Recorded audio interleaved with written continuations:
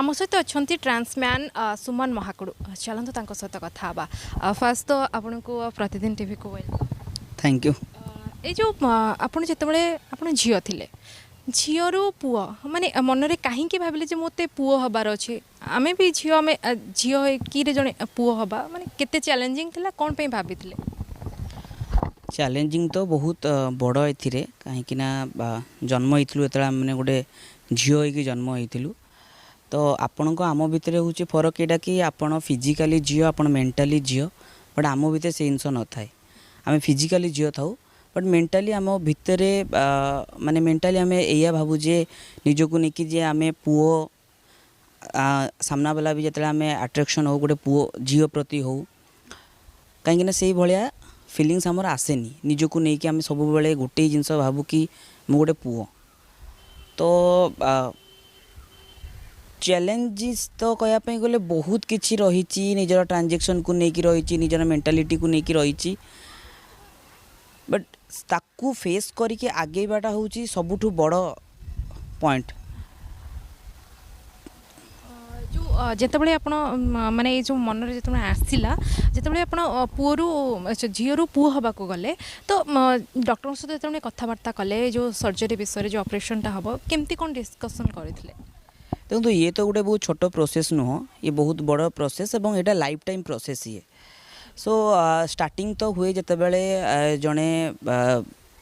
transaction fast period हूँ तार कि आग साइकोटिस्ट पाखु सी जी निजर काउंसलिंग करेंगे डॉक्टर पाखक ए 6 मासर गोटे काउंसलिंग सेक्शन रुहे जो थी कि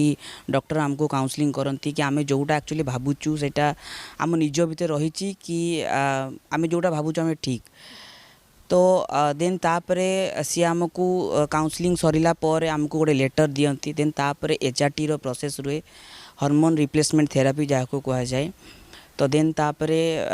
एचआरटी नेला पर आम निजर वॉइस चेंज होबा निजर फेस चेंज होबा निजर माने बॉडी रो भी चेंजेस बहुत सारा आसे जमती कि कहवाई गले मु तो मो कथा जदि कहबी मो हाथरू मुंड जाए गोड़रू मुंड जाए सब चेंज होती इवन आंगुली सते भी चेंज होती तो जो एचआरटी रे आमे जतले रहउछु जो एचआरटी प्रोसेस रे रहउछु से सब किछि चेंज करूछि देन तापर आमे सर्जरी को जाऊ सर्जरी प्रोसेस भी सेमती बहुत डिफिकल्ट रही सर्जरी पाई भी कहीं ओडिशा रे एते एक्सपर्ट डॉक्टर कई नाहंती सर्जरी पाई जोटी की पाई बहुत सारा ट्रांसमैन एबे भी मध्य से सब जिनस रे सपोर्ट करूचंती जोटा कि बाहर बहुत एक्सपीरियंस डॉक्टर माने भी अच्छंती बट चैलेंजिंग्स तो रही सब जिनस रे जिते सर्जरी सरी जाए ऑपरेशन जिते सरी जाए ता परर परिस्थिति कौन केमती थाए परिस्थिति नॉर्मल सेमती कौन सी अधिका नुह कि कम नुह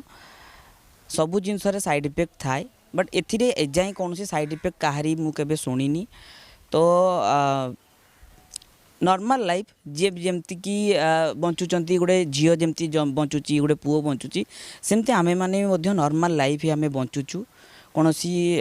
माने अलगा लाइफ नुह आमे भी नॉर्मल जदि लोक भावुं गोटे झीलू पुओ हो पुओरु झील होटा गोटे बहुत अलगा दुनिया सी जमा भी नुह आम भी यही दुनिया ही आसीचु आम भी ये दुनिया को बिलोंग्स करुचु एवं आम भी नॉर्मल बट